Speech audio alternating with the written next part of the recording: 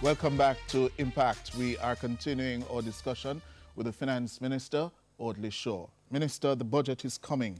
Yes, we have been speaking to some of your priorities, I take it. But the issue of tax reform, you have been promising and telling us that fundamental change, fundamental reforms are coming. Are you still on track to announce those come the budget? Let me say this. The tax reform ultimately has to be a process. It can't be a single event. So things are coming in April, yes. We'll be making specific announcements. And where there are no specifics in terms of new initiatives that roll out immediately, there'll be a process, there'll be a program that is announced. Because the fundamental areas that we have to look at, we have to look at the tariff structure that we have. Because one of the things about the tariff structure is that it has too many things that are, the duty rate is so high that it really encourages corruption. And so in order to ensure, the philosophy that I have is to elevate higher levels of compliance by having lower overall duty rates. And because, believe me, I spend too much of my time. It robs me of the capacity for more strategic thinking. And perhaps more time with you, so we can talk about the issues and share them with the people of Jamaica. Because these are, it's important that we sort of have a collective vision of how we can begin to create a prosperous and peaceful society. Right. Because this is what it's all about. And so I want to look at duties that go down and compliance rate that goes up. And that will, in fact, yield more resources for us over time. Are you looking at income taxes? We're looking at the tariff structure. We're looking at the, initially now, we're looking at the general consumption taxes as well. And with a thinking that even in relation to GCT, properly managed, you can actually reduce GCT. And once again, yield more. So here That again, is coming. that's another one. Then we are, the question of income taxes and corporate taxes are not issues that we might be able to deal with immediately. But once you deal with segments and perfect them, and therefore you create the space that can allow for the gradual phasing down of income taxes and corporate taxes, that is all a part of my grand agenda for tax reform. Quickly. And I must say to you that we do have a team from the Inter-American Development Bank that has been here for the past several weeks. In fact, they are with us right now.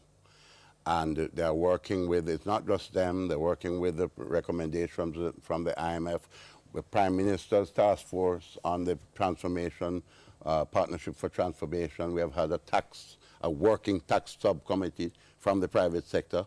So we're having one grand kind of consensus building process Are your going multilateral forward. partners satisfied, for example, with the pace of not only the tax reforms, but also the restructuring of the public service?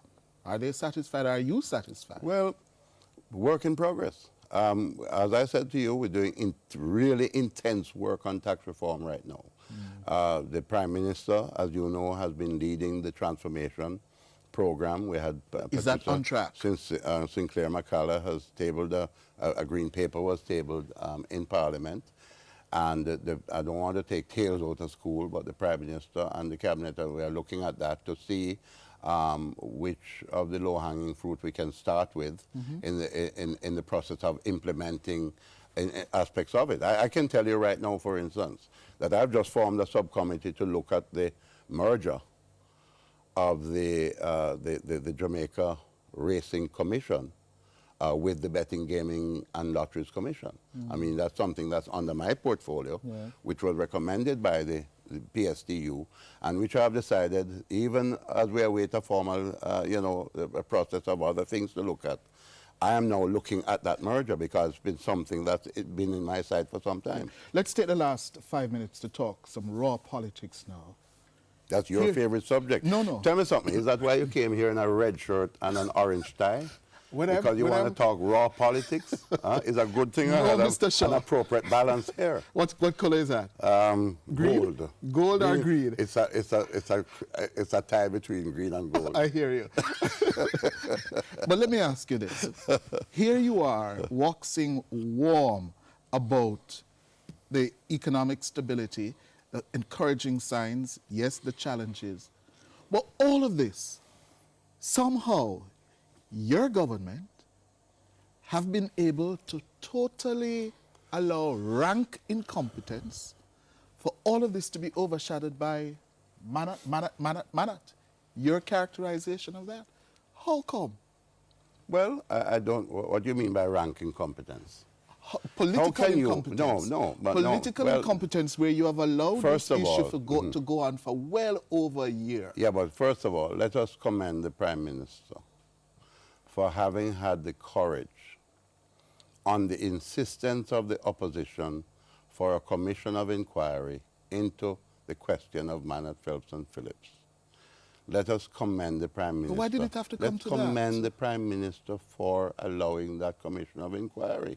Okay? But why did it have This to is come the to same that? opposition that wanted to lock down the FinSAC commission of inquiry, you know. This is the same opposition that don't want the people of Jamaica to hear about the devastation of people's lives that were lost as a result of irresponsible monetary policies over Minister a protracted period of time. Minister Shaw. So now, hold on. So Mr. Golden has had this inquiry.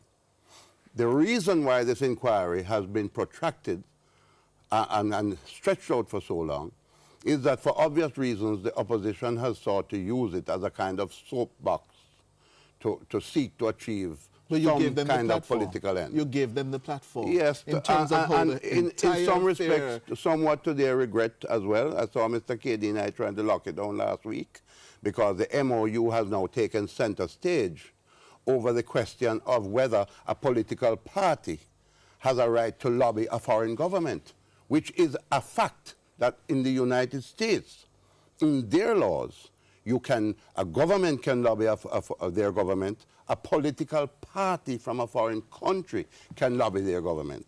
So that it's almost like a non-issue. But the PNP lawyers on that inquiry are seeking to use it for other ulterior purposes. Minister It has Shaw. backfired against them. You realize that? Minister Shaw. Because the people of Jamaica now are getting the truth as to why it is that there was hesitation on the part of the government in signing those extradition orders. Well, let me it's ask backfiring you this. on them. Let me ask you this, I put Minister it to you. Shaw. Let me, you wanted politics, right? Okay. I asked a question, but let me put it to you. How frustrated are you and the administration about this Manat issue? How frustrated are you? Well, listen, it's an inconvenience, it's a distraction, and I think that we are about to see the end of it, right?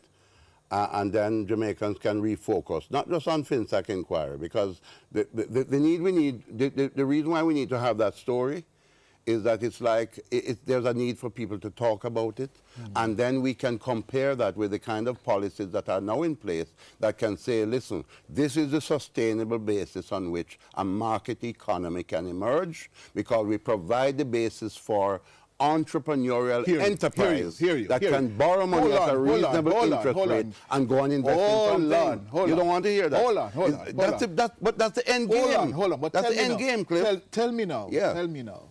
What is or are the major lessons you and the administration have learned from Manat?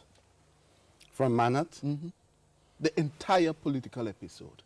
What are the major lessons? Or if there's a major lesson? Well, I would say if there's a major lesson, maybe we should await the outcome of the inquiry. But I think that in certainly the lesson that I myself would draw from this is that maybe just explaining everything in more detail from earlier would have been helpful, you know. But I think that along the way, there is no question that we must accept and acknowledge that what the opposition has been doing is that not finding any way to criticize me, not finding any way to realize that we're on the right path, they have now sought to seek a red herring to bring across the trail. Although they themselves, and they've tried to block it in the inquiry, have gone and lobbied the United States government as a political party on many occasions. But they don't want to talk about that. It is a big non-issue. But happily, we are getting back to the real issues of a proper and more prudent and predictable management of the economy, which has been the historical capacity of the Jamaica Labour Party. And I'm pleased to be a part of that tradition that is continuing. That's your camera over there. Yes. Yeah, you talk to that camera. Yeah. As Minister of Finance, Yeah. to the people of Jamaica, those who are meeting hell, paying their light bills, sending their children to school, trying to make two ends meet every day. I'll give you the last 30 seconds to talk to them. I say to the people, hold strain. We are going through very difficult times. The public sector, I thank them too for holding strain. We tried our best with them in terms of payment adjustments when we could. I say to you, we're working on the liquid natural gas conversion to make electricity costs cheaper. We are working in a way that overall the prices will go down, where we have to combat world prices even as they face us. But I think that as a ship of state, if we work together, if we keep calm, even in the midst of the storms that we face, we must focus on the many positives that are developing. The Chinese infrastructure development program to repair roads, downtown Kingston revitalization taking place, Falmouth Cruise Ship Terminal, all the many other projects, new financing for small businesses that I'm having through Exim Bank, Development Bank of Jamaica. Listen, there's a bright future ahead of us. Let's be confident for the future and let's work together. Thank you very much. Thanks for that opportunity. Thank you, sir. Thank you. Despite Was that more than 30 despite seconds? the orange tie, right? That's all right. That's okay. Finance Minister Audley Shaw.